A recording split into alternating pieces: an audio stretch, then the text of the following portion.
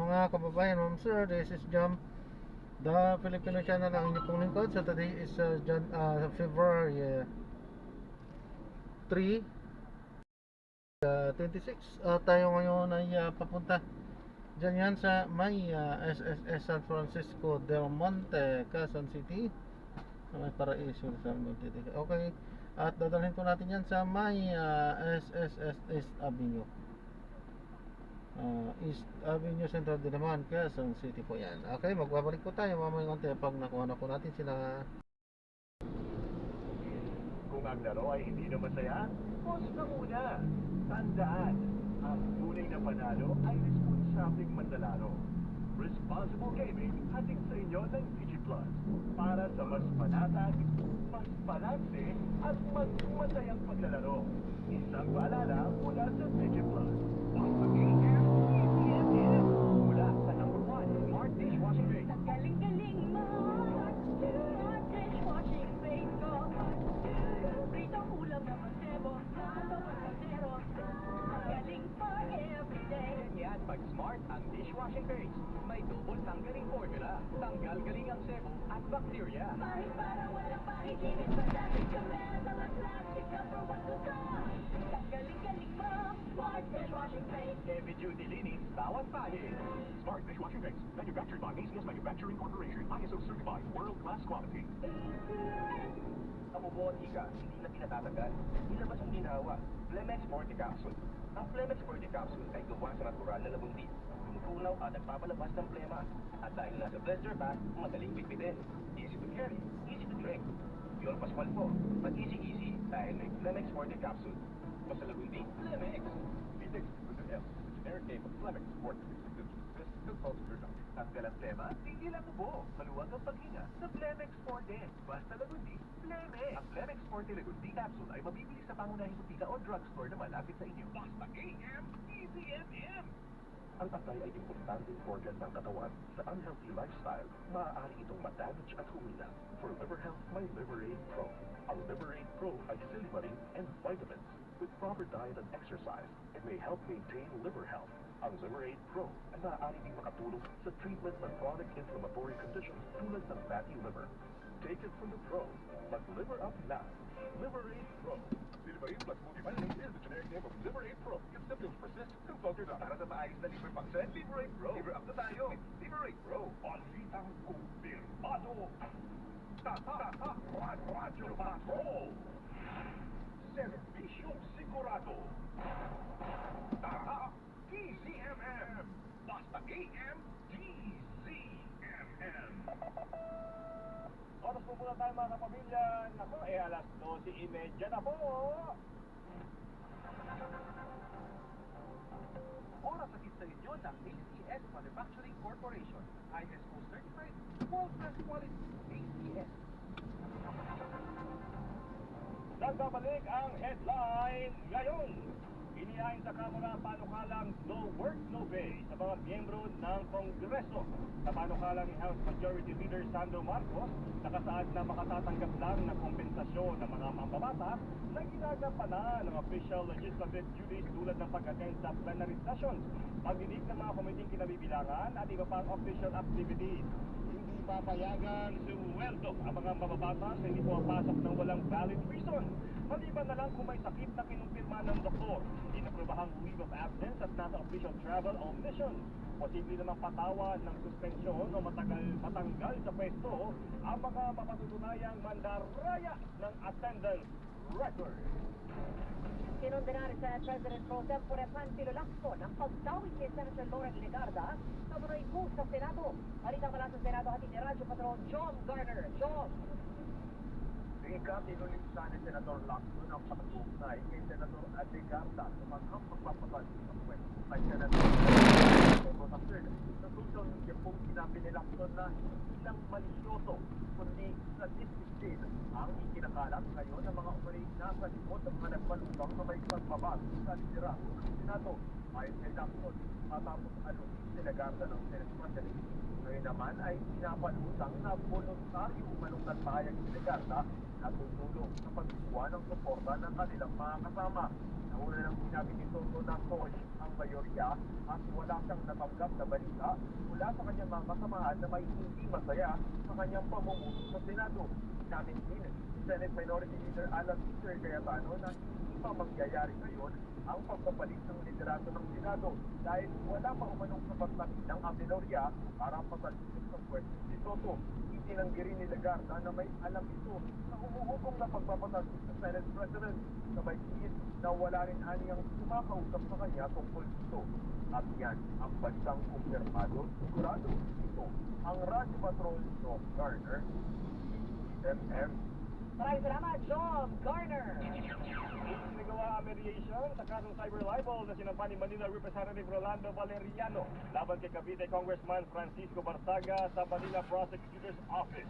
Balita mula sa Maynila, ating ni Radyo Patrol, Trisha Lindo. Trish. Skeptiko ng kampo ni Manila 2nd District Representative Rolando Valeriano pati ang kampo ni Cavite Congressman Francisco Barzaga matapos sa nililison kaugnay ng isinampang ikatlong cyber libel case sa kongresista.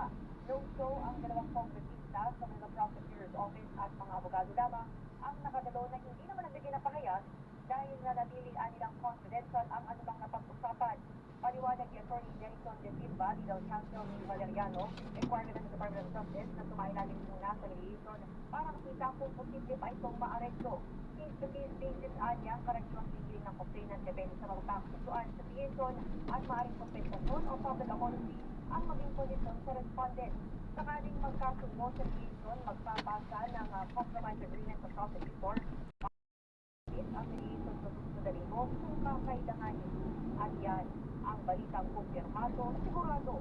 Ito ang Radyo Patrol, Trisha Lindo, DZMM. Maraming salamat, Trisha Lindo. Sa ibang balita, nahulog ang isang van sa Manin sa Mayobong Nueva Vizcaya. Sa Isabela naman sa turong sugatan matapos araruhin ng SUV ang tatlong sasakyan. Balita wala sa Cagayan Valley, hatid ni Haris Julio. Haris. Rika, magkasunod na binabaybay ng kotse at dalawang motorsiklo ang National Highway ng Barangay Diamantina, Cabanatuan, Isabela nang biglang sumulpot mula sa likuran ang SUV na mabilis ang takbo. Unang nasalpok ng SUV ang motorsiklong minamaneho ng lalaking rider, sunod ang motorsiklong sinasakyan ng mag-ina, saka ang kotse. Sugatan ng mga sakay ng motorsiklo na nadala ng mga rescuers sa ospital. Hindi naman napano ang mga sakay ng SUV at kotseng nagtamo ng mga pinsala. Tinitignan ng pulisya ang posibilidad na nakatulog ang driver ng SUV na bumiyahe mula Maynila. Samantala, nahulog ang isang pribadong van sa bangin sa Bayumbong, Nueva Vizcaya hapon noong Sabado. Sa investigasyon, binabaybay ng van ng kalsada sa Sitio Pawak, Barangay Masok nang biglang nawalan umano ng preno sa kurbada. Hindi na rin umano gumana ang manibela kaya dumiretso at nahulog ang van sa ilang metrong lalim na bangin.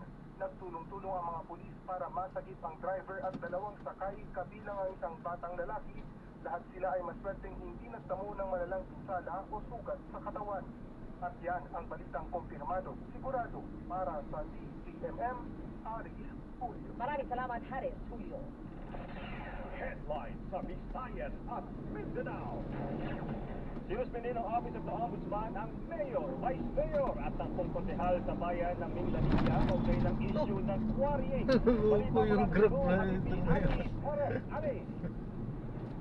Yung natanggap ng Mayor Rashid ay lahat ng ipapahang preventive detention order ng isang taon na galing sa Department of Interior at Local Government.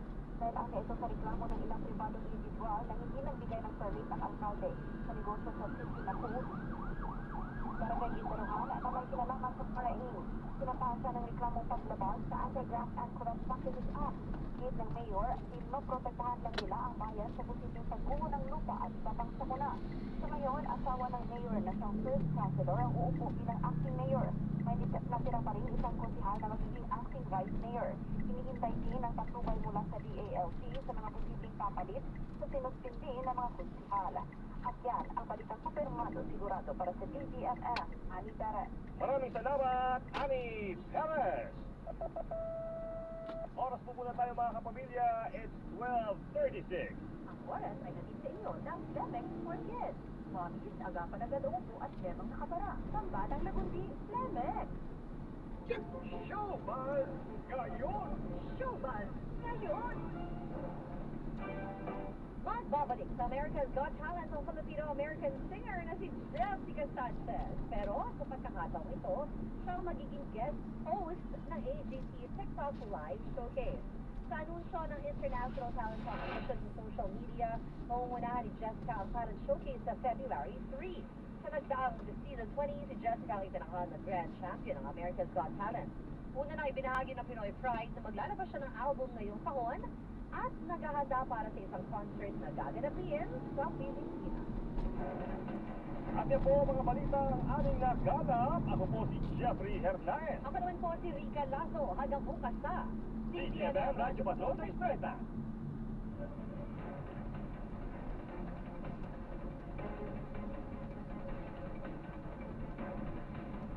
Samantala, balikan po natin si Pamela Vasquez sa Kamara kaugnay ng nagpapatuloy na deliberasyon sa impeachment complaints laban kay Pangulo Marcos. Pamela.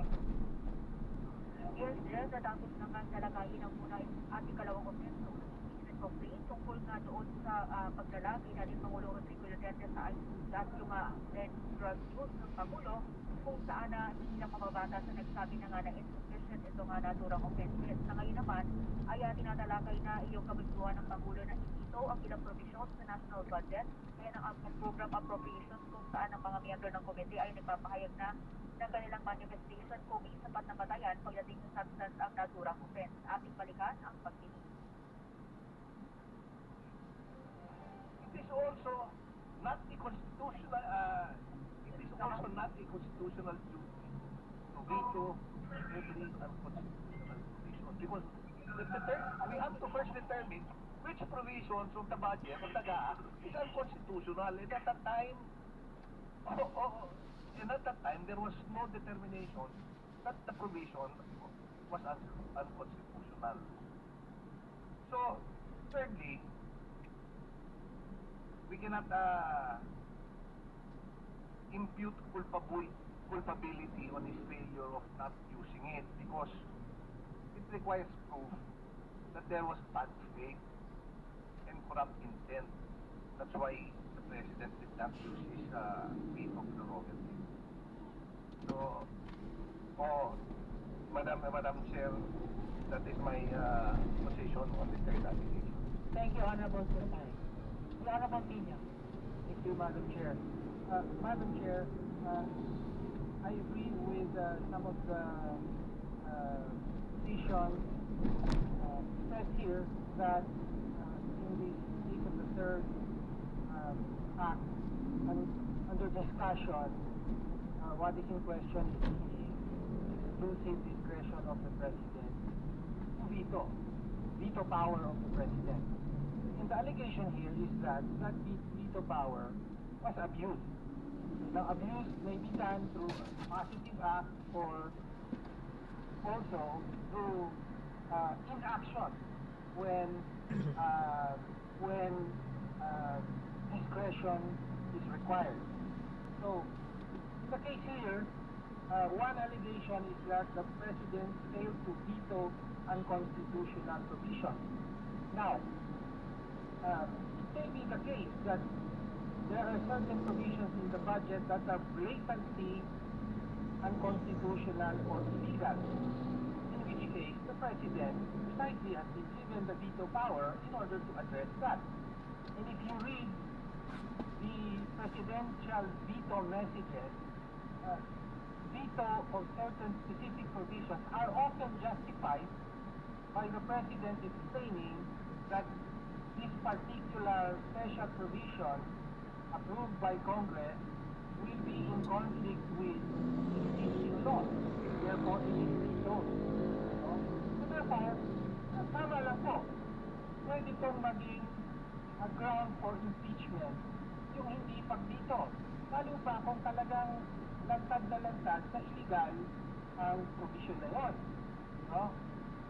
For example, unprogrammed appropriations may be sourced from PhilHealth funds. That is blatantly unconstitutional because there is a tax law. Okay. However, what I do notice in the complaint is that there was an allegation that the President failed to veto unconstitutional provisions multiple national budgets. However, the complaint does not specify which particular provisions are unconstitutional and required to go. So there is merely a general allegation. So the recital of facts seems to be lacking, Madam Chair. Ito ako. Thank you. For the last Pasok po. speakers on the third offense, we will be calling the Honorable Po and then the Honorable Vice Chair Dumoga. Honorable Po. Madam Chair, thank you for Wala recognizing. tayo ano na In this eh. instance, we Busy have sila. taken into consideration the implications of finding substance in this ground. Because if we are to say that this has substance, then we are admitting or we are taking away from the willful action that must be Kasi provided nako, if we're to see grounds for impeachment. What's important to note here is that if we say that the President was lacking in his duty because he did not exercise his veto power, then we are putting a premium on the veto power, saying that the veto power is Ayan, so na-drop na natin sila. Maraming salamat po sa panonood. Hanggang sa muli, ingat. God bless. function of Paalam his po. office.